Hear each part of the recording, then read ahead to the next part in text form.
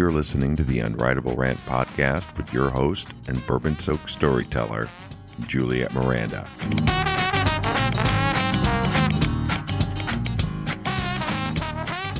Hi there, y'all. It's Juliette Miranda, and welcome to episode 230 of the Unwritable Rant podcast. My bourbon-soaked story for you today is a summertime ghost story about taking the long way home. But first, I need bourbon to tell a bourbon-soaked story, so raise them up, y'all. Cheers. Bourbon. You know, it's so funny. No matter when I record this podcast, it feels like the calliope over there on the Mississippi just starts to kick in immediately. I don't know what it is, but I kind of love it. And in addition to the calliope music and the heat, there's one more thing in New Orleans that you can never escape. And that would be ghost stories. They are fucking everywhere. I mean, I suppose that's what you get when you live in a place where the majority of buildings are from the 1800s. Every building here comes with its own story and often ghosts. In fact, I overheard a ghost tour guide the other day give out what I'm guessing is a totally false but still kind of fascinating statistic. She said that on average, 5 people have died either in or on the land of every single building in the quarter. Like I said, I don't know how true that is. Those Cape Cod hustlers will say anything to keep a crowd. Still, it isn't a completely unreasonable guess.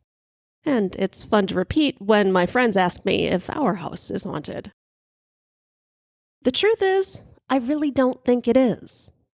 Which kind of makes me laugh, because it took moving to New Orleans, a place that could be considered one of the most haunted cities in the United States, for me to get away from ghosts. And I can thank my mother for that one. As a kinda sorta semi-practicing witch, she has an uncanny knack for finding every ghost in a 20-mile radius. She is also convinced that all 3 of our homes in Illinois were haunted. Frankly, I'm more inclined to think my mother has spiked her coffee with a little bit too much Kahlua. I've said this before, and I will say it again.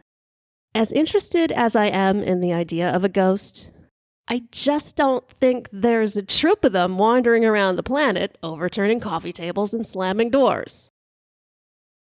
Still, there is enough of my mom's influence for me to question certain things that have happened to me and wonder if maybe she isn't just a little right about this whole ghost thing.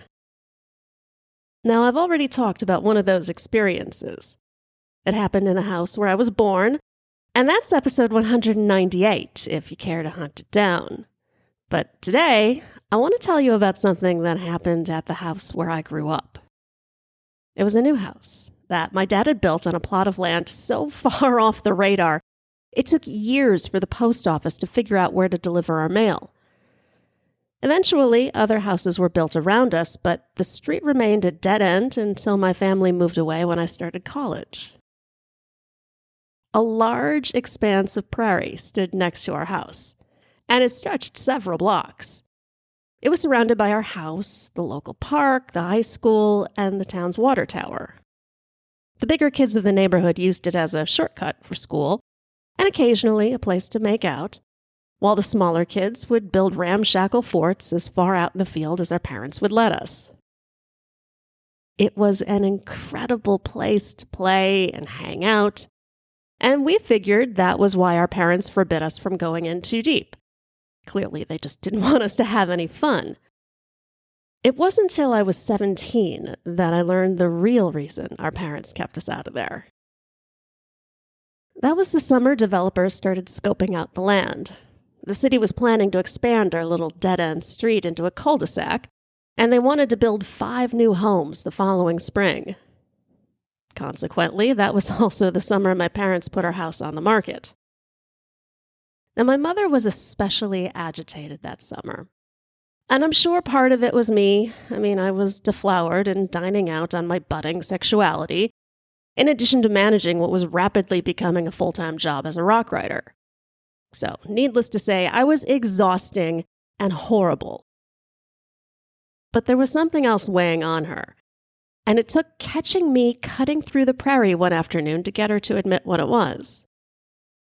I'd been playing tennis at the park and was too hot and sweaty to deal with the extra 3 blocks a paved way home would have taken. By comparison, the prairie was a shady and cool oasis. In August, the grass would have been at least as tall as me, with yellow and purple wildflowers sprouting from every direction. It was as close to being in a Jane Austen novel as I was ever going to get, which was kind of a pleasant break from my usual tawdry escapades that I fantasized about. My mother was tending her garden when I popped out from the brush, and my appearance was so startling she skipped surprise and just launched right into anger. She wanted to know what the hell did I think I was doing going into the prairie like that, especially after she told me never to do that. And me, being an asshole teenager, I responded by informing my mother she told me that 10 years ago and the rules had changed. Such a little shit. For as enraged as she got with me, you would have thought I'd just told her I was about to elope to Vegas.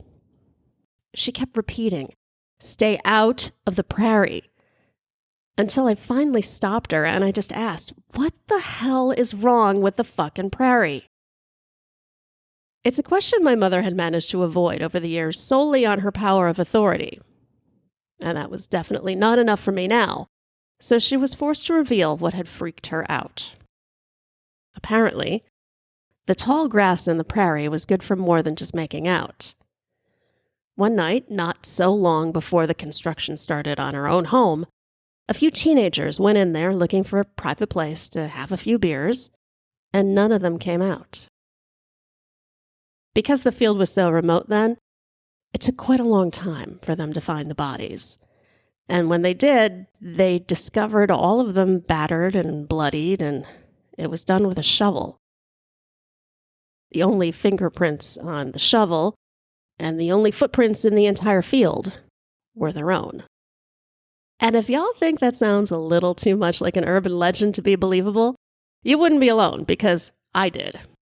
I immediately call bullshit, because seriously, a shovel, teenagers, give me a break. But my mother's resolution is solid. She was so disturbed when she read about the events in the newspaper that she tried to talk my dad out of building our house there. She'd already lived in one haunted house and did not want to do it again. But it was too late to back out, so she consoled herself with the hope that whatever happened in the prairie, and whatever was left over from it, was contained there. And it was, in its own way. But every so often, and always in the summer, weird shit would go down. My mom tells me that several deer had been found inexplicably dead in there. No teeth marks, no broken bones, just dead. A city worker once got lost in the weeds for 5 hours. One of my neighbors found him scratching at her fence, covered in welts and crying. And then, just that past June, a runaway teen commits suicide in there. My mother had done her best to keep all of this from me and my sister, preferring to let us believe it was because of our allergies or the threat of animals that she forbid us from going in there, when really, she was certain the prairie was evil. She says this to me, and all sorts of things start to make sense, like why my mother would circle our house with salt twice a year, and where all of the neighborhood ghost stories came from. Of course, every neighborhood has its ghosts. We had 2, and both of them were associated with the prairie. One ghost stood on the outskirts near the park's bike path, and another hung out by the water tower. But I had to wonder, what was the difference between a bunch of stories that kids tell to scare each other and my mother's so-called facts and revelations? I suppose there was some truth in both, but what did she think was going to happen to me out there in the prairie? That I'd get jumped by a ghost? Come on. My mother gets that look, the one where she wants to give me a good, solid crack. And quite honestly, she probably should have. because there was no way in the world I was going to accept what she told me next. She said, sometimes there are energies far worse than any ghost. Good talk, Mom. My mom had said some pretty wacky shit to me over the years, but that there was some angry energy vortex living next door to us, yeah, not buying it. I left my mom to her nuttery and went inside and did something sensible. I covertly snagged a wine cooler from the fridge and then called my girlfriend Daisy. I had hoped to get a little sympathy from her, something along the lines of, Jesus Christ, how do you live with that craziness? But no. Daisy was the product of two nature-loving hippies, and she was going to side with crazy on this one. According to her, vortexes, both positive and negative, are very real. And she knew this because she'd gone camping in Sedona. My initial inclination is just to barf skepticism all over this. But Daisy is my friend, and I don't want to hurt her feelings. So I start asking questions. Somehow it's just easier to make nice with a friend than it is with a parent. And she spends the next hour telling me about ley lines and grounding and harnessing energy. It was all stuff that my mom had said in one form or another, and I had completely dismissed. And I can't say I was entirely jiving with it when it came from Daisy, but it did prompt me to ask her a question. I wanted to know, could you reverse negative energy? Daisy is thoughtful for a moment. She's hesitant to say yes, but she does think it's possible to cleanse negative energy. I don't know what that means or if there's even a difference, and I don't really care, because I get a brilliant idea. I suggest we should go cleanse our prairie of all its bad feelings and deer-killing vibes. And if I'm really being honest here, I didn't give a fuck about cleansing anything. I just want an excuse to spend time in that stupid fucking prairie to prove to everyone that there is nothing there. That all of these weird occurrences are coincidence fueled by fantasy. Not that I tell this to Daisy. No. To her, I say that this is her chance to do good for nature. And that even if, as she puts it, we're not strong enough to completely make good of the bad, maybe we can soften the edges a little bit. She reluctantly agrees, and we make plans to meet in the high school parking lot the following night. Daisy arrives armed with 20 pounds of crystals and a smudge stick. I'm carrying a tire iron and French fries. And the look Daisy gives me is about on par with the one that my mother gave me. And she says, "You can't bring French fries to a ritual cleansing." I don't see why not. I hadn't eaten dinner. I needed something to keep me going. The tire iron was just in case. Evil forces of nature I could handle, but I wasn't going to take any chances if it came to a bunch of acid-washed vagrants who were feeling a little rapey. The transition between the parking lot and the prairie is swift. The town made 0 attempts at upkeep, and in the dark it was difficult to find the usual path that students took. So Daisy and I are forced to part the grass like curtains and stomp our way right into the thick of it all. We'd both had enough sense to wear actual shoes, but the reedy stems and branches whip against our bare legs as we walk. The field is exceedingly dry, and despite our tentative steps, it sounds as though everything is cracking and snapping in response. It's hard to say exactly how far into the prairie we walked. Neither of us had thought to bring a flashlight, and waving Daisy's lighter around seemed like an unnecessary risk. We wanted to cleanse the field, not burn it to the ground. So maybe 5 minutes go by when we come to an area Daisy says will work for her ritual. It's not exactly a clearing, more like an area where several paths happen to converge. The only light is from the moon, with the security lights near the water tower just very, very faint in the distance. We are completely surrounded by flowers and prairie grass, and whatever else had decided to join us. Daisy places several of her crystals and stones around and tells me to start by visualizing a ring of light. This will be our psychic boundary, she tells me. I'm supposed to breathe deeply and focus on the energy of my being connecting with the space around us. I try my best to follow her instructions, but I'm having a hard time concentrating. I'm still a little miffed that she made me leave my fries back at the car. And all the grandeur of Daisy's ritual honestly feels a little silly. But when nothing comes of all of this, I don't want her to be able to blame it on me not trying. So I clear my head. I focus on my breathing, and I try to match Daisy's inhaling and exhaling with my own. It's not long before my feet and my fingers start to feel heavy, almost as though they're being pulled toward the ground. Yet I feel more awake and alert than I have all day. The annoyances of our initial walk through the prairie have faded, leaving me comfortable with everything around me. Daisy breaks the silence by clapping and announcing that our circle is cast. She reaches into her bag and produces a palmful of black salt, which she sprinkles around our circle. The scent of lavender accompanies it, and the effect is both soothing and oddly exciting. I don't know if it's the power of suggestion or the meditation, or if genuine energy really is within our circle, but I'll tell ya, I felt surprisingly charged. The smudge stick comes out next, along with a large shell that she places it in. I feel a bit like I'm watching a ballet in a very poorly lit theater then, because Daisy is smooth and graceful with her movements, but it's hard to make out every gesture as she begins her smudge ceremony. She raises the smudge overhead and points it toward the north corner of the field. She says, "I cleanse this field of any impurities and negativity." She turns to the east and says it again. "I cleanse this field of any impurities and negativity." She repeats the action for the south and west and then turns back toward me.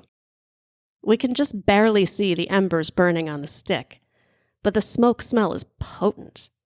It's nothing like the sage I've used in cooking. It's far more grassy and earthy. She hands the smudge stick over to me and says that it's my turn now. I am far more comfortable being an observer of this ritual, but Daisy insists and says that since I live here and I have roots in the prairie, my words will have far more impact than hers. It feels absurd to be waving around what is essentially a giant cigarette in a clamshell in the middle of a fucking field. But I copy Daisy's motions and incantation as well as I can, turning clockwise and visualizing the smoke overcoming negative forces. I don't know. Maybe my intent wasn't quite right. I mean, that's the only thing I can think, because when I turn south, I hear Daisy suck in her breath. It's sharp and it's scary. And I am about to turn to see what's wrong, but she quickly says, "Don't stop. Do not stop." So I resume my incantation. I'm saying, "I cleanse this field of any impurity and negativity." And I finally return to my north corner. I lower the smudge, and I reach out for Daisy. Her entire body is shaking, and she pulls me to her so she can whisper in my ear, "There is something in the prairie." My first instinct is to reach for my tire iron, but Daisy stops me, and she just says, "Look up." All the warmth and vitality I'd felt before is replaced by freezing dread. And as much as I do not want to look up, I can't stop from slowly moving my gaze past Daisy and up over the grass. At first, I don't see anything. But as my eyes get more accustomed to the lack of light, something comes into focus, and it is right above us. It was as dark as the sky, with a volatile transparency that refuses to hold shape. I want to believe that this is smoke, but the thing is, y'all, smoke may curl and it may linger, but it does not hover, and it definitely does not wait. Whatever this thing is, it's waiting. Suddenly, my mom's warning about some things being far more dangerous than ghosts makes a lot more sense. That mass is bearing down on us, high enough to be out of reach, but present enough to feel under my skin.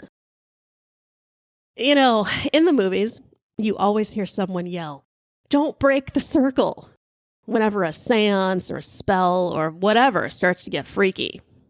I suppose the general principle is that the combined energy of your circle will keep you protected. Yeah, I couldn't say for sure whether or not that is true because Daisy and I broke that fucking circle. Screw her crystals, screw the smudge stick. We ditched it all and took off running. Except we didn't know where we were running to. We had completely lost our bearings, and between our consuming terror and the way the prairie seemed to retract around us, we had nothing to go on. I'm clutching Daisy's hand as I race forward, and all I can think is, just run straight. I had enough wherewithal to realize that if we stuck to one direction, we'd eventually wind up somewhere. I mean, maybe my house, or with any luck, back at the high school parking lot. Just so long as we got out of that fucking prairie. Daisy stumbles, and as I tug her back up, I sneak a look behind us. The mass has moved.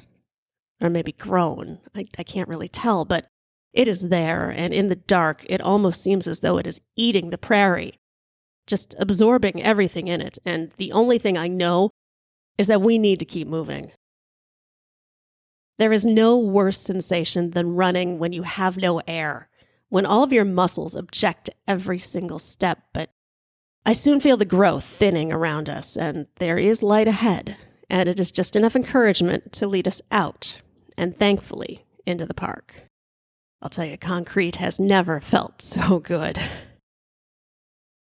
Daisy and I walk in silence through the park and over to the high school. Neither of us will look at the prairie.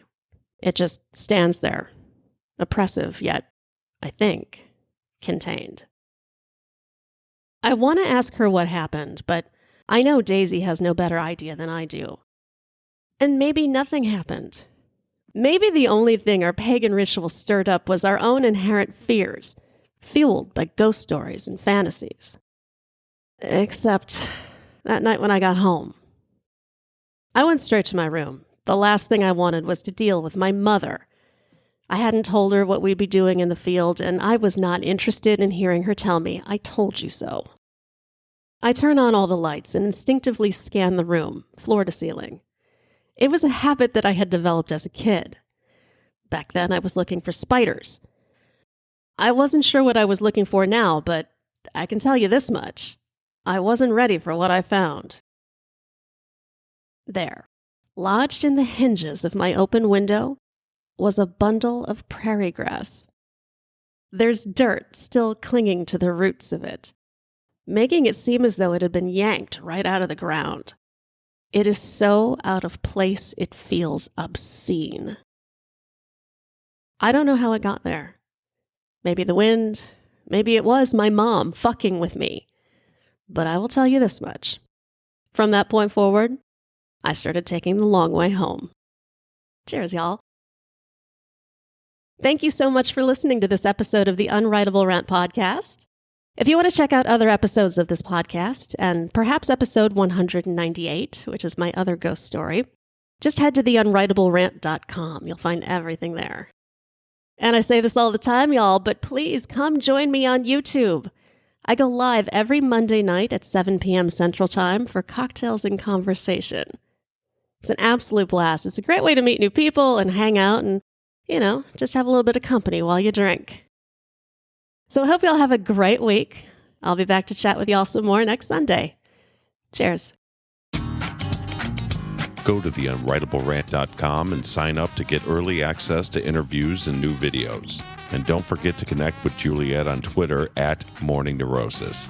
Girl, you as pretty as a Sunday morning, standing on the corner at Carondelet. What you say we make our way up to Bourbon, a couple hurricanes and a hand grenade, and get blown away. Let the chips fall where they may. If it's all the same, what you say, bon ton relay. Hey, pretty mama, I can smell the gumbo. Sweetest taste of honeysuckle on my lips. Good God Almighty, I can hear the trombone. Every heart ought to beat to a rhythm like this. Come a little closer, honey, let me hold you. Nothing tastes better than a bourbon